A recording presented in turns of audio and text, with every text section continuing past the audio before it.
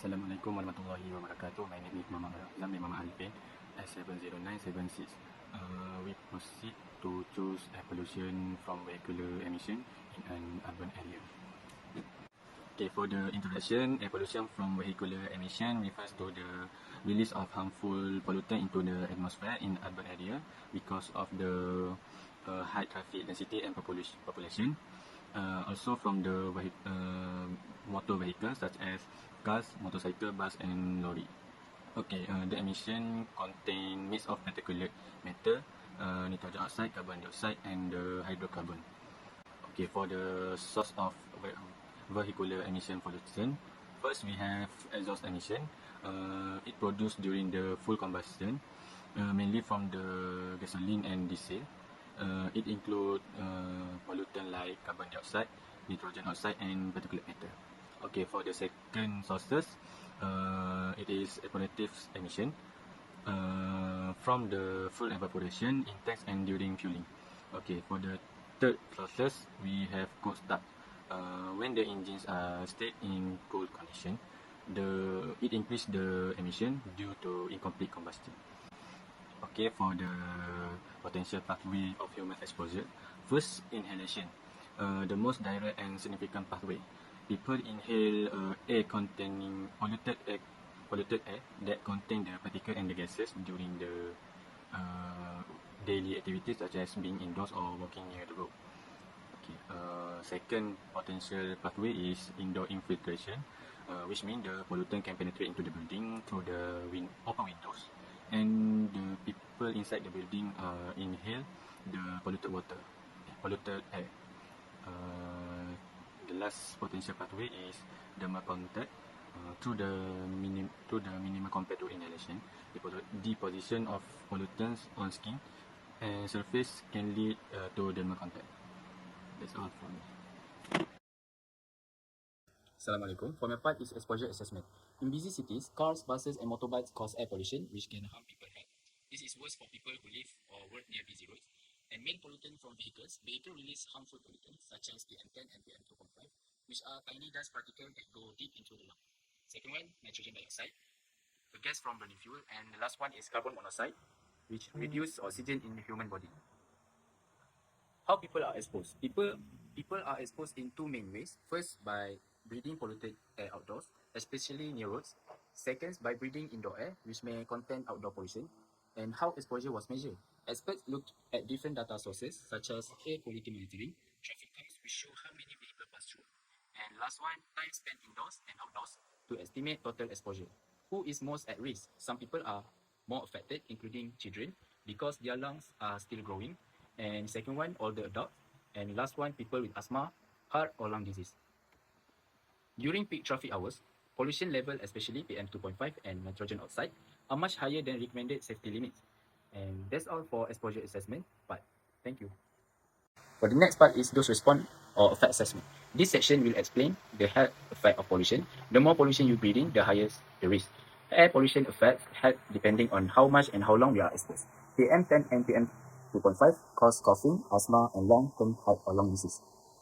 Nitrogen oxide makes breathing harder and raises the risk of lung issue. The carbon monoxide reduces oxygen in the body and is harmful to those with heart problems. How health risks are estimated? Scientists use dose response models which show how risks increase with pollution levels.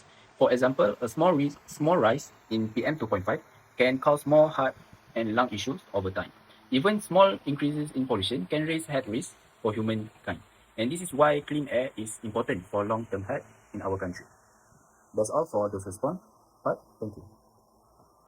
Okay, next I will be explaining the concept of risk characterization, which is a crucial part of environmental risk assessment. It helps us understand how dangerous a substance or situation might be to human health and environment. The first component is hazard identification. This step look at what kind of harm the substance can cause, such as a cancer, organ damage, or respiratory problem, based on scientific evidence. Secondly, we have a dose response assessment. This step studies the relationship between the amount of exposure, the severity of health effect, helping us understand how much is too much. The third part is exposure assessment.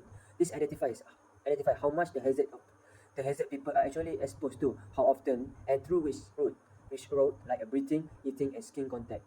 Finally, all the information is brought together in the risk characterization step. It gives us an overall picture of the potential health risk, including at a level of confidence in the data. To sum up, risk characterization combines science and data support smart informed decisions that protect both people and the environment. Okay, moving on. Let's now look at mitigation and management measure, which are practical strategies used to reduce environmental impact and promote sustainability. First, we have a technological solution. These include innovation like renewable energy, electrical vehicle, and pollution control technologies that help minimize emission and resource consumption. Second is traffic management. This involves improving public transport, encouraging carpooling, and using smart traffic system to reduce congestion and lower air pollution in cities. Next, urban planning plays a vital role. Efficient planning includes creating green space, building energy, and efficient infrastructure and designing cities that support sustainability living. Fourth, policy and regulation are necessary tools.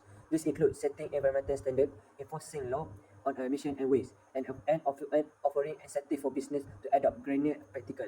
Lastly, public awareness and education are key in encouraging long-term change by informing communities about environmental issues and sustainability habits. We build a more environmentally responsible society. In short, this combined measure help us manage environmental challenges more efficiently while working toward a cleaner, healthier future. Hi, this part I will explain about regulatory and policy. As you guys know, one of the most serious environmental problem in urban Malaysia is air pollution, especially from vehicle emissions. So the nation's government has taken steps to address the problem with a variety of law and framework. The first one is Environmental Quality Act 1974, Art 127, the basic law on environmental protection in Malaysia.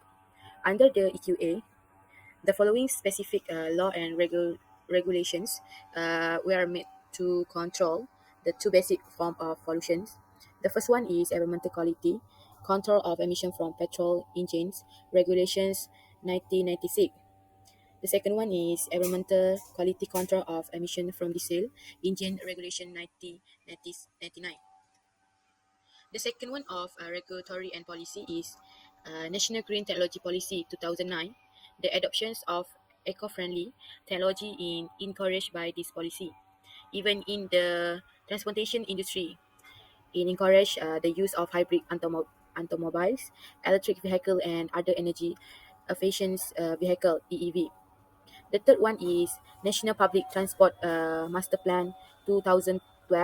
The master plan lay out a strategy to create and integrate and effective public transportation network in recognitions of the need to lessen reliance on private vehicle. It tries to boost the use of public transportations, particularly in urban area, and highlight the significance of mobile integrations such as LRT, MRT, and bus. The last is adoption of Euro emission standard. To reduce dangerous vehicle emissions, Malaysia has gradually embraced European emission standard or Euro standard. Next, I will give idea for enhancements in order to decrease over vehicle air pollutions and increase the efficiency of existing framework. The first one is make emission testing and enforcement more robust. Maybe make it mandatory for all vehicles, particularly those of than 5, to undergo periodic emission testing. The second one is increase roadside expectations and impose harness actions for non-compliance. The second is promote the use of electric vehicle (EVs) because provide improved financial incentive like loan subsidy, tax expectations, and rebates. Second, promote the conversions of fleets such as government vehicles, bus, and taxi to electric vehicle. Three, increase the frequency, the deployability, and coverage of public transportation service. This one to improve last mile connectivity by implementing feeder bus, pedestrian walkway, and micro mobility solutions such as bicycle and e-scooter. The four create low emission zones, LEZs, which uh, implemented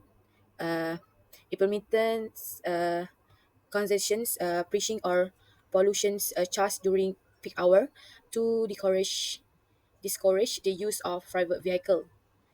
The last one is encourage public awareness and educations.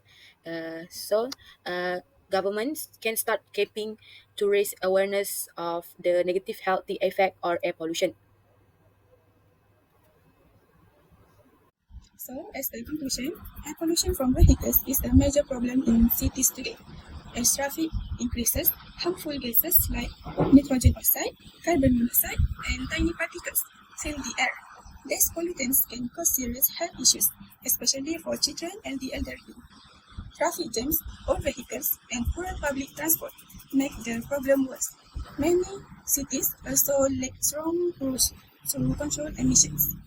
However, there are solutions, which is using electric vehicles, improving buses and trains, making roads safer for walking and cycling, and the last one is enforcing emission laws can help to reduce air pollution. That's all.